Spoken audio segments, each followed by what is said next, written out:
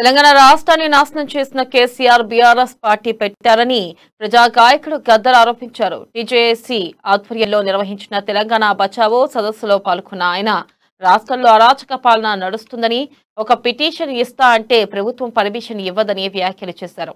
మనం ముక్కుడు వాళ్ళు తొక్కుడు, రాష్ట్రంలో ఇదే జరుగుతుందని ఘాటు వ్యాఖ్యలు చేశారు.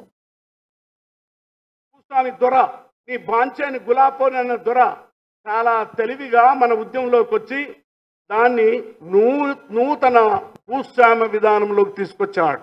ఈ ట్రాన్స్ఫర్మేషన్ మనం గుర్తించకపోతే కోదండరామన్న చెప్పినటువంటి ఉద్యమంలో నేను పాల్గొనాలా లేదా అని ఆలోచిస్తాను. ఒకవేళ అన్న ఓకే అంటే అప్పట్లెక్కనే విలియం మార్చ్ అదంతా చేస్తామో లేదు 1200 మంది అమరవీరుల కుటుంబాలను తీసుకొని రేపటి నుంచే మార్చి చేద్దాం.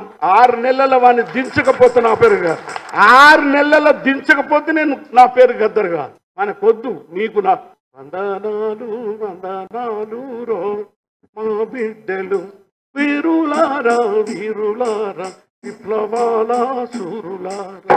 ఇక్కడ గడిలో ఉన్న భూస్వామి దొర నీ బాంచేని గులాపని అన్న దొర చాలా తెలివిగా